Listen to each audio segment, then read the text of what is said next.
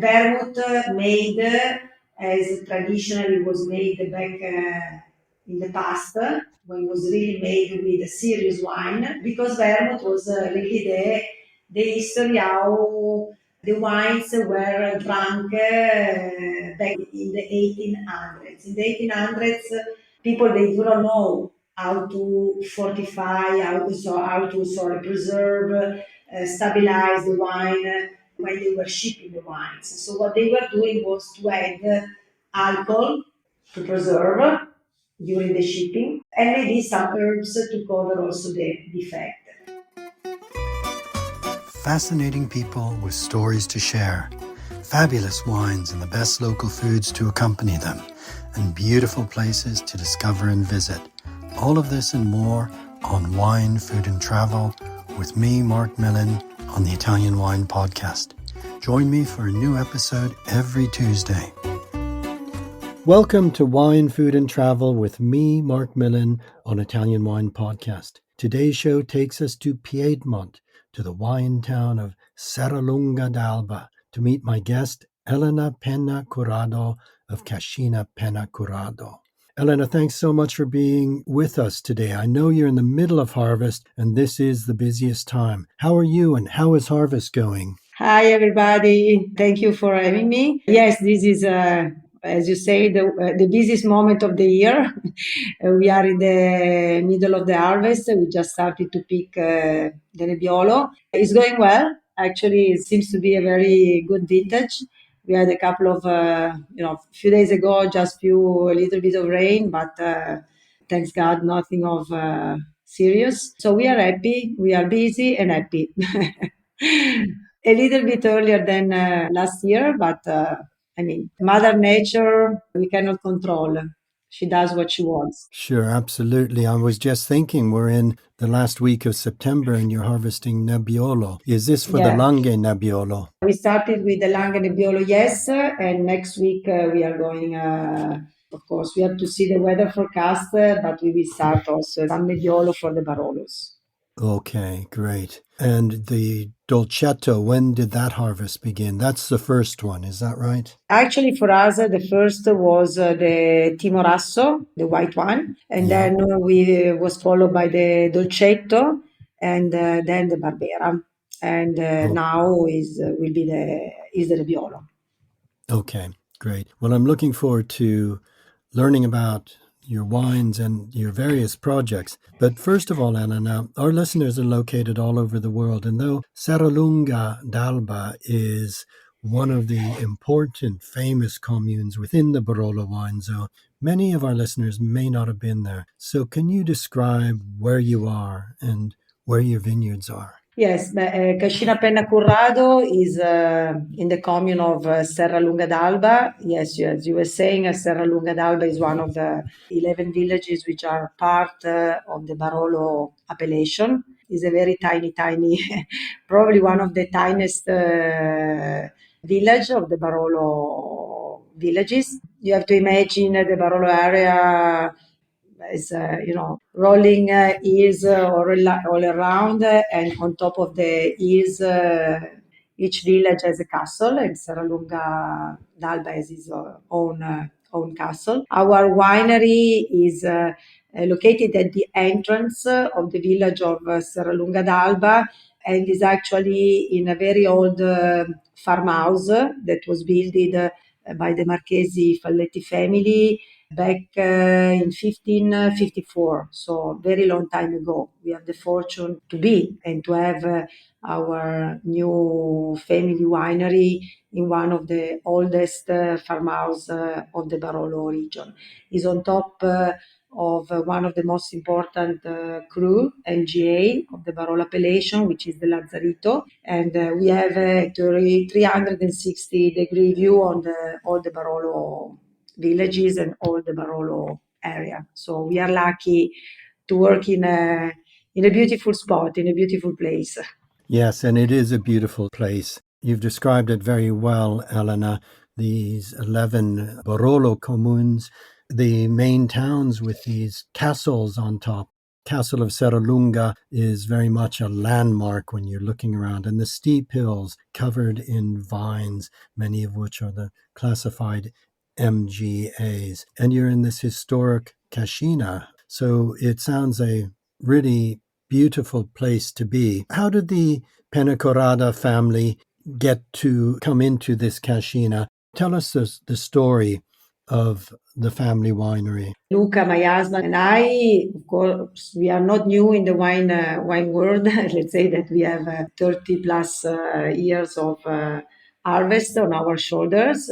Our heritage goes back 5 generations ago with the Vietti family, but this is really our newborn family project that started with the first vintage in 2023. And we got the possibility to have this cascina years ago. Luke and I, we always admired this property on top of the Serralunga Hills since we knew each other when we were very young, 18 me and 21 Luca. We knew the family that owned part of this cascina, and we had the chance finally to buy it after more than 30 years. So it took us a long time to have the possibility to buy it. And we bought this property not to make a winery, honestly, at that time, but because it was really a piece of history of the area. And, we wanted to have for us, for the family, maybe to do,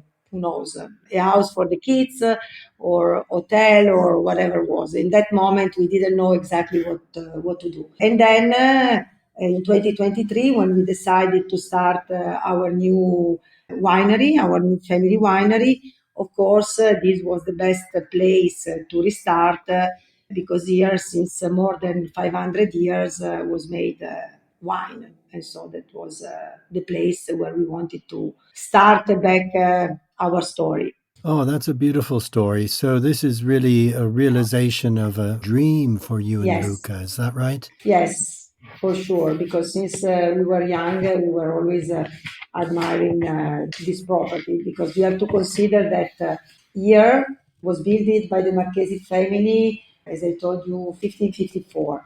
Then for some period in the 1600s was a hospital, was a lazzaretto to recover people from the Black Plague.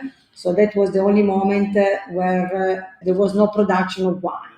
After that became Opera Pia di Barolo place, which means a place where, like the Hospice de Bonne, a little bit. So here Oh, okay. basically Yeah.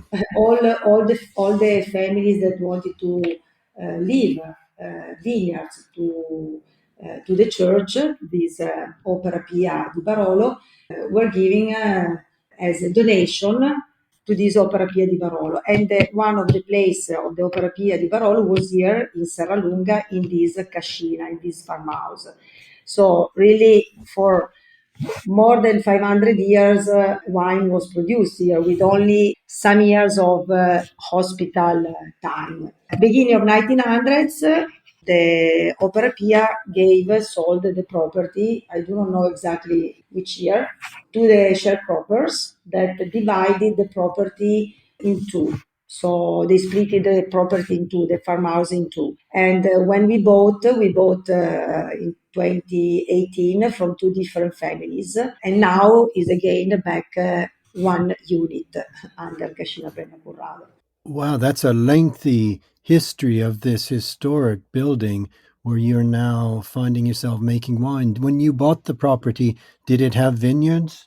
Actually, no, one part no more, and the other one had one vineyard that we didn't buy because at that time we were still working our, the Vietti winery, and so we didn't buy it. We bought only the house basically. So no vineyards. Right now we had when we bought specifically only the farmhouse. Okay, and then you've since acquired vineyards. How much vineyard do you have now? But actually, when we bought the house, as I told you, there were no vineyards and there were no plan to make a winery. Our Okay. plan to make a winery started basically in February 2023.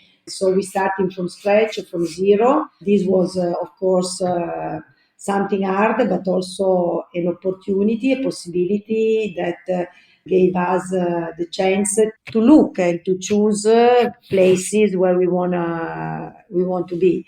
Today, climate change is an issue, and so the fact not to have any wineries gave us the possibility to go and choose places that, on our opinion, can can answer well the climate changes of today and possibly the climate changes of the future. So we went in places like Monforte, a little bit higher altitude, facing the mountains. So for us, it was very important to find cooler places. Could have a little bit later maturation.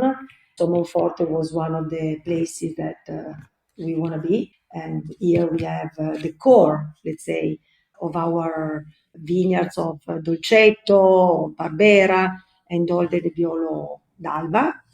Is a place of Monforte called San Sebastiano, a unique place because it's really facing the big Alps chain, so the mountains, receiving beautiful fresh air.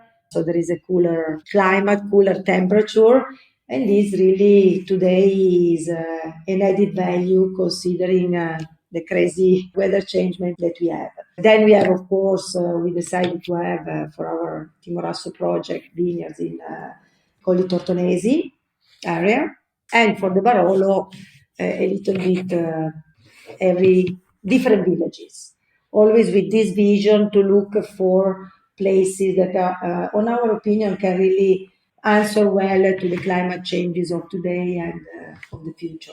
So it was hard not to have vineyards to start, but at the same time was a chance, was a possibility to choose what we wanted with our experience, with our 37 years of harvest and knowing the vineyards. We put the experience for this also. That's really interesting, Elena, that you had this experience working at the Vietti family wineries. Is that right? And then you were able to approach with a fresh vision, knowing the challenges that are really have been extreme in recent years. It's not just the extreme heat, but the very explosive rains that can fall that are almost like rain bombs. So lots of challenges in your area there. And also, so you were able to really look to the future in the vineyards that you've been seeking. And you were able to find vineyards that you could work with then. That must have not been easy to find vineyards. No, it's not easy because here land is very, very, very rare and very expensive and very rare to find a good position. We have a lot of connection, a lot of we had a lot of friends that wanted to help us in this new venture. This was probably the most emotional part because we had when we started, we had really friends that helped us. Giving use barrel because they say no, you cannot put, of course, barrels of wine in new booths, and so we had friends that borrowed us barrels, sold us barrels already used, so we could start with already used rock barrels, and also in terms of vineyards, we had a lot of friends that wanted to help us, but let's say we had more proposal than what we needed because honestly the project is very small. Production will be very very low, and we didn't need too many vineyards. We needed just to have the right one. And so thanks to good friends and to good relations, we had really the possibility to start the project with a really beautiful vineyards, already old vineyards planted since long time, so not young vines, so a lot of good, let's say, details that granted us to start the project in the best way as possible. Okay, so you're producing already the classic wines of Le Langhe, Barolo, Langhe Nebbiolo, Barbera d'Alba, Dolcetto d'Alba. And you're also producing a white wine from an extraordinary grape variety, Yes. Timorasso. Let's just stay in Le Langhe, first of all. And I'm imagining if you began in 2023, your Barolo has not yet been released. Is that right? Yes, the first Barolo will be released in 2027. Yes, because the idea of Luca and I was really to start from zero.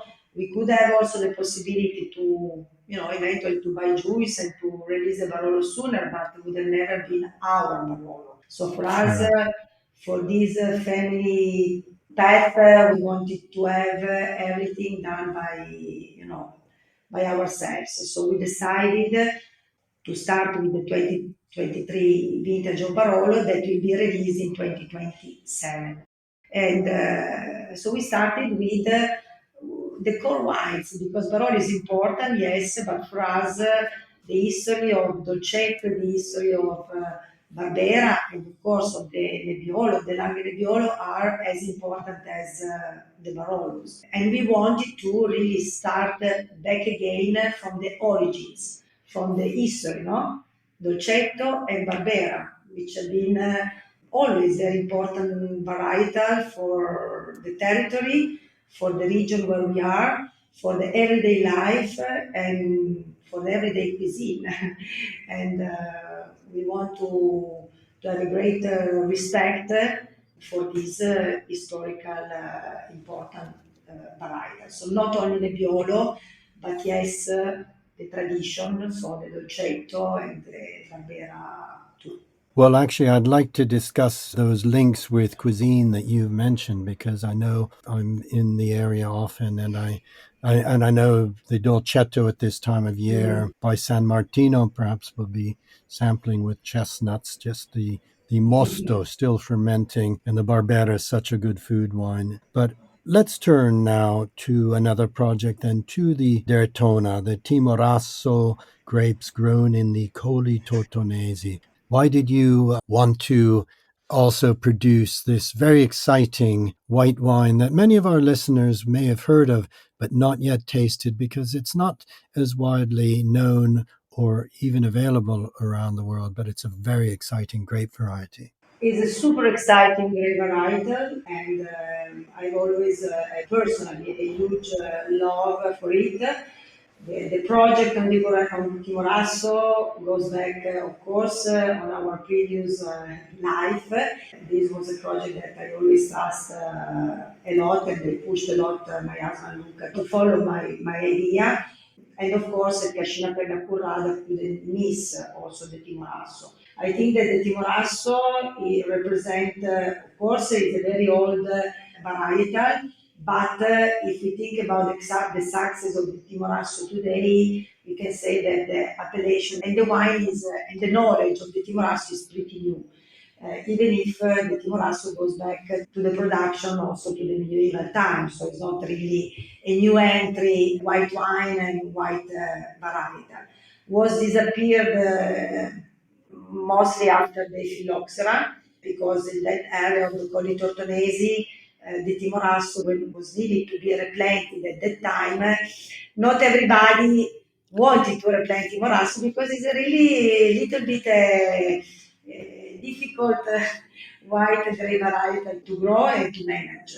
So at that time, when people wanted to have easier life, they planted maybe more, stronger variety like the Barbera or the Cortese, or in that area of the Colli Tortonesi, there are a lot of also peaches. So there is a great cultivation, a big cultivation of peaches. In the 90s, thanks to few producers of that area, among them the guru of the Timorasso, Walter Massa, and Timorasso went back to reproduce, to put back the attention and to be replanted. And little by little, the knowledge of the Timorasso grew, but was mainly in Italy, a little bit abroad, but was not as today that really the knowledge becomes bigger and bigger. Happened that Barolo producer few years ago, 7, 8 years ago, started to go in the Colli Tortoresi area and started to invest and to make in England, of course, and to make to start the production of the Timorasso. At that point, there was a kind of boom, no, a kind of interest from many wineries of the Barolo region in the Colli Tortonesi, in the Timorasso, and today really there is, compared to 7, 8 years ago when the attention of the Borasso from the Barolo producer started. Now the producers that are there from the Barolo region are a lot. And this is what creates an attention all over the world because Barolo producer compared to the producer of the Colli Tortonesi, they have already maybe a more developed markets because Barolo started before than the Colli Tortonesi, and so there is words of mouth, there is more attention, there is more interest, and little by little the attention on and the interest on the Timorasso wine grows more and more in Italy, but really worldwide. Yes, absolutely. And it grows because the wine is so outstanding. It has Yes. such a distinctive character. You and Luca bought the Cascina, not intending immediately to make wine. But now that you're making wine and now this has become a real project, how would you define when you decided you're looking at vineyards to work with, the position? How would you describe the philosophy of what you're doing, the style of wines? Are you making traditional wines of Le Langhe, or what is your vision for the wines themselves? The vision, first of all, is to make wine that reflects, of course, the soil, the terroir, the region. The dimension of the winery is small, so everything is done in a very artisanal way. The idea was really to be, and is to be small, to be able to control everything from the vineyards till the vinification, production, and of course sales. This is really a priority for us. Work in a sustainable way in the vineyards always because we think is super important for today, but also for the future to leave lands which is better than how we found it for the next generations for sure. And the way is to work less with less, let's say, work in the cellar to really leave grapes to speak by themselves. So we are very neat to work in a super artisanal way. Yes. Now, Elena, before we turn to the gastronomy of Le Langhe and also the Colli Tortonesi, I'd like to just talk about one of your other projects because this is very interesting and also linked to the traditions of the area, and that is Elena Spirits, your own range of gin and vermouth. This is a super cool project that is very close to our world, to the wine world for sure, but it's also a project that we started because part of our both family, my family and Luca's family, has a history also on this because my family used to have bar cafes when I was a kid, and my grandparents were making artisanal homemade amari and vermouth to sell to their places. And Luca's father, before starting to make wine, when he when he finished the enological school, used to work in Canelli, in a winery that used to make also vermouth. And so he was making vermouth before making wine. So we had all these family recipes that we wanted to use, and we started this project back in 2020 to give credit also to part of the history of both our families. Vermouth made as traditionally was made back in the past when it was really made with a serious wine because vermouth was really the history how the wines were drunk back in the 1800s. In the 1800s, people they do not know how to fortify, how to preserve, stabilize the wine. while they were shipping the wines. So what they were doing was to add alcohol to preserve during the shipping, and maybe some herbs to cover also the defect. So that was the way how not only the wines from Piemonte, but all around, they were all fortified at the time, the wines. And then when little by little the knowledge of the vinification, the knowledge how to preserve, stabilize the wines was more common. Wine took his path, and this kind of fortified wines that was a sort of vermouth started to become more something to be made with what was left, no, of the wine, what was the good wine. As today, many vermouths are still made with wines that are not the top one, but is maybe the overleft and defective one. Because then you add alcohol, you add the herbs, you cover everything. For us, the idea of this project really is to use serious wine and to fortify it. That's why our vermouth are made with Barolo, normally 98% of Barolo wine, to which we add the alcohol and the recipe of herbs that we have from our family. So it's more a fortified wine than really something else. It's really the closest way when people taste our vermouth, how was drunk wines back in the 1800s. So we have the red one made with Barolo or Barbaresco, depends. And we have a white one made with the Timorasso, again, so using the 98% of Timorasso wine with our recipe always of herbs. Oh, that's a really, really fascinating story, Elena. Of course, vermouth having this great tradition in Piedmont, in Turin. Sì. The Vermouth di Torino has its own, I think, DOP or IGP, I'm not sure.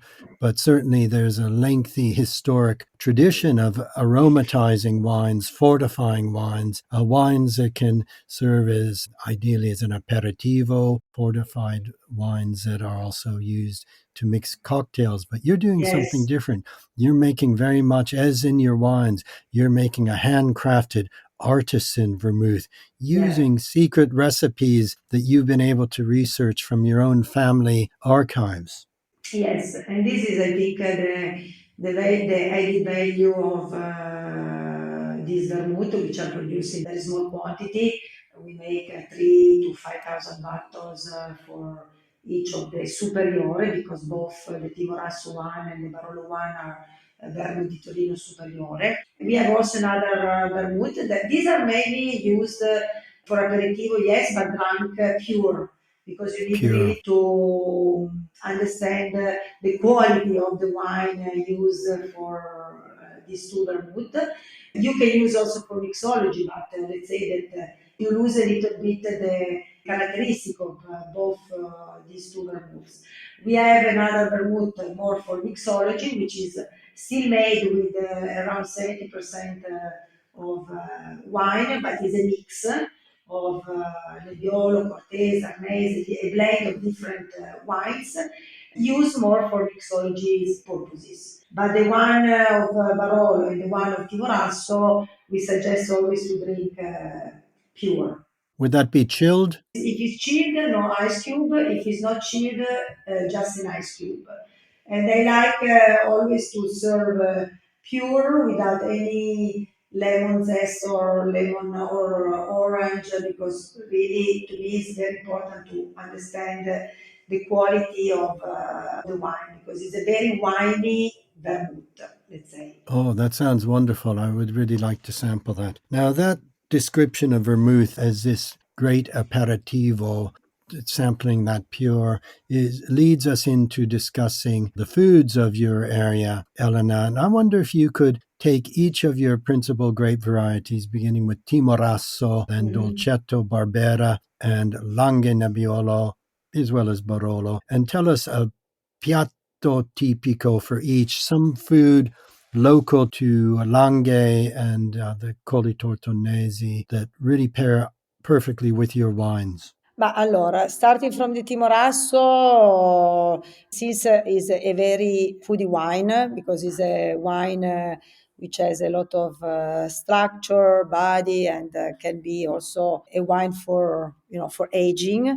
To me, it's very similar to some red wines. To give you an idea, I like very much to pour Timorasso when I do a tasting after the red, because for me, Timorasso is a wine that can stand very much also, after a red wine tasting. So it's a wine that, of course, can fit with different kind of food. If we think about Piemonte, probably as appetizer, I would love and I like very much with vitello tonnato, for example, which is a very typical dish from the area. If you ask me for pasta, any pasta dishes, starting with the risotto, for example, with also cheeses, and in this period with mushrooms. I think is a great combination. That's an interesting, Elena, that you're stressing, and I think this is really important for our listeners. That Dertona, the Timorasso, is such a structured wine, so Yeah, much richness into that it. We tend to think, and I asked the question, beginning with Timorasso, that white wines before red, but you're absolutely right to point out to our listeners that this is a white wine in color, but it has the structure and body and character of the absolutely. most important red wines. Absolutely, yes. And I love to decant. I love to serve not to cold temperature like maybe can be used for some other white wines like Cortese or Arnese, because it's a white wine that needs to opens up, and if it's too cold, it doesn't show the beautiful aromas. So I like always to serve, like when you think about a white Burgundy wines. Ecco, for me, the Timorasso needs to be served as a wine like this. Okay, and maybe at 10, 12 degrees? No, probably a little more than to a 13 degree, Okay, because it doesn't need really to be cold as when you serve a Arnese or a Cortese wine. Needs to be really a little bit warmer, let's say. okay, okay. Now tell us about the beautiful Dolcetto. The Dolcetto is the wine in which we really trust. Make Dolcetto great again. I don't know if you ever seen the T-shirt that many of us Yes, I producers are like that. wearing, Yes, because there is yes. a friend of us which has a wine shop here in the area that made this beautiful T-shirt. Made Dolcetto great again, and this like this Dolcetto, we trust a lot in the rebirth and revival of the Dolcetto, because this is the wine that has an important place in the history of the area, and was the wine that was the most sold before the Barolo became what it is today. So we never have to forget this. Is a wine that, if made in the right way, so the great expression of the varietal, a dolcetto that can be fresh, can be hopefully also with not such a high alcohol degree, is really the wine that cannot miss on the table every day. So for me, Dolcetto, like a little bit the Barbera, but the Dolcetto even more, is really the wines that you can match with any kind of food you have on the table, starting from very simple appetizer, arriving also to some more complex main courses based on also cooked with wine like brasato, or like, for example, I love the dolcetto with the bollito misto, for example, which is a very traditional dish for Piemonte. And then a dolcetto can be the pizza wine, to make people understand that really can get along with starting with the most simple things.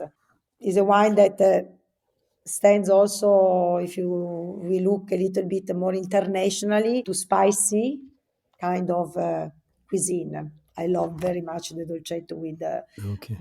kind of spicy food. That beautiful color and a lower acidity than Barbera. Absolutely, yes.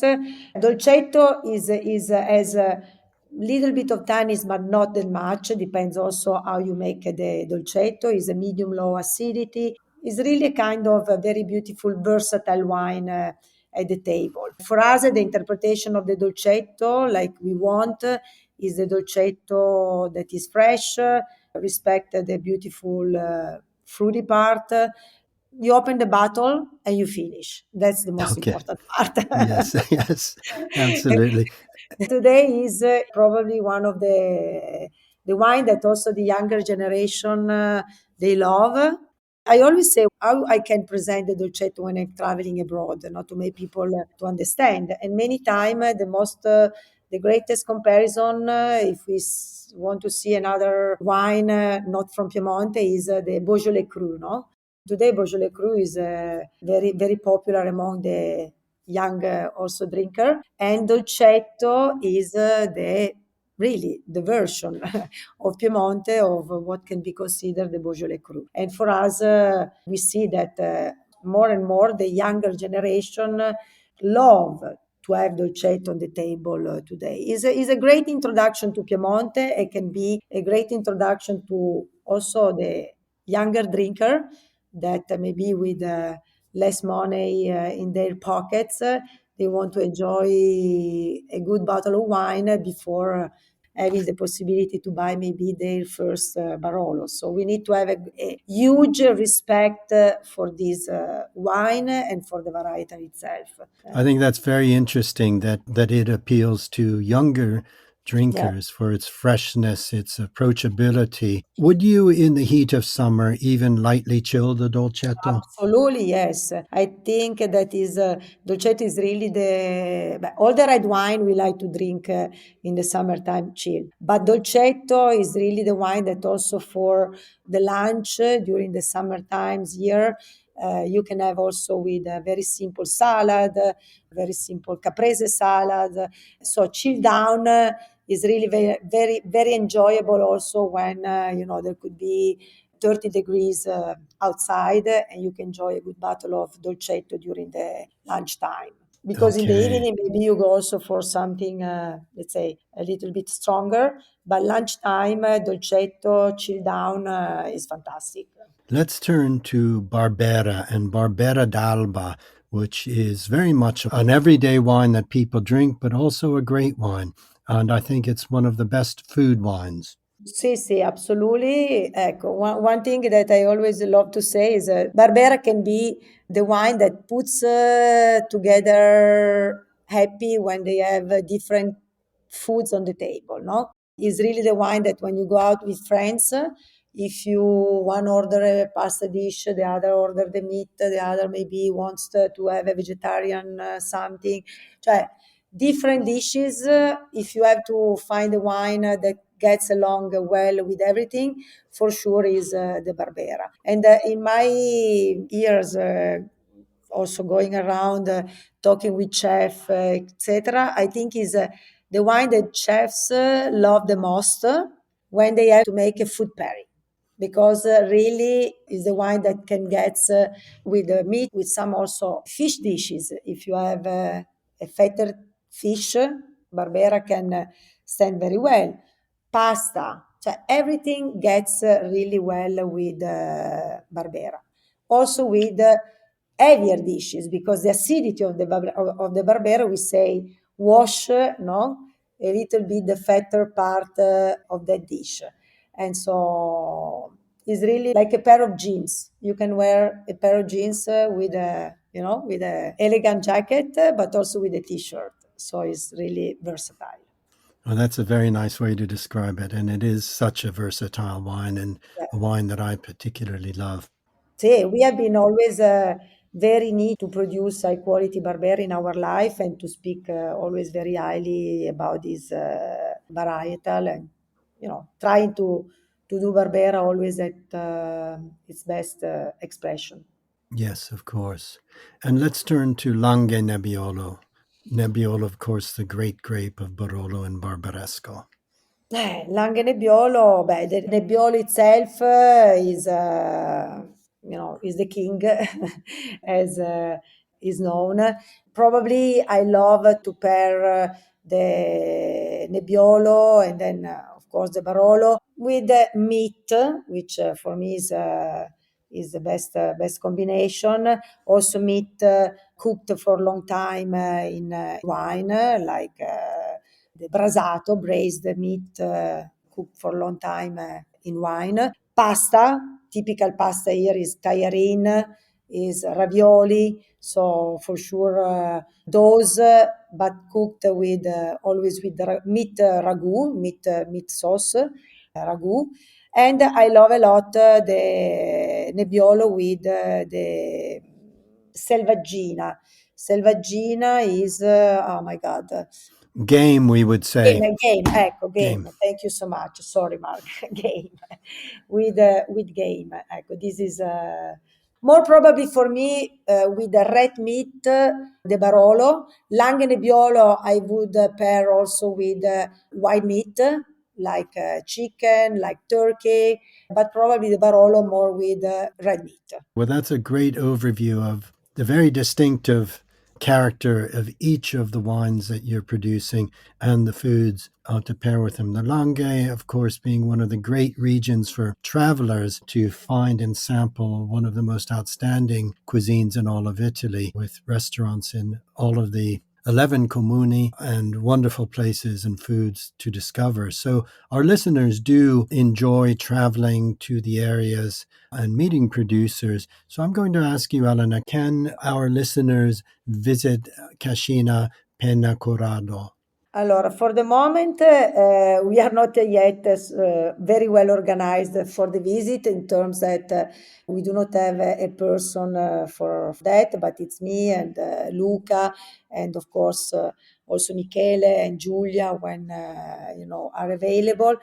But on appointment, we try to welcome as much as possible, but it's not happening always because most of the time we are busy in the vineyards and in the cellar. And so we have always to combine works that we have to do, taking care of everything in the vineyards and in the cellar with the visitors. So we normally ask, of course, to send an email, and if possible, we try to do our best, but it's not always possible. Like in this period, for example, it's very difficult for us to take visits, but also in other period of the year, sometimes if we are really busy in the vineyards, can be hard to find us available for visits.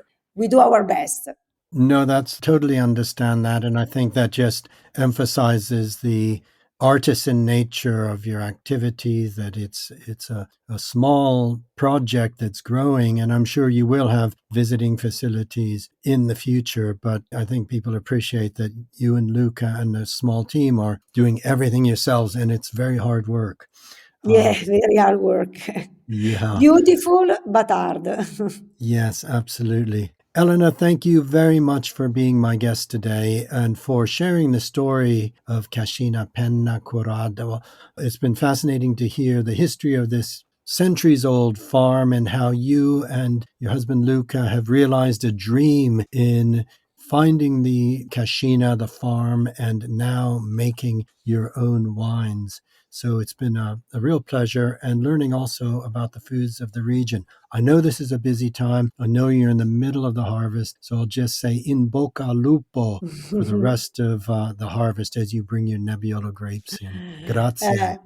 Grazie. Thank you to you, Mark. It's been a pleasure and honor to be here with you and to talk about our new winery.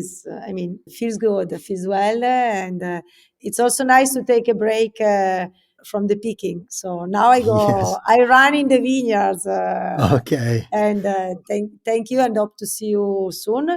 Grazie mille. Grazie mille. I hope Grazie to see you mille. soon. Buona Yes. giornata and Grazie. good harvest. Buona giornata anche a te. Bye bye. Ciao. Bye. We hope today's episode of Wine, Food and Travel with me, Marc Millon, on the Italian Wine Podcast has transported you to somewhere special. Please remember to like, share, and subscribe wherever you get your pods. Likewise, you can visit us at italianwinepodcast.com. Until next time, chin chin.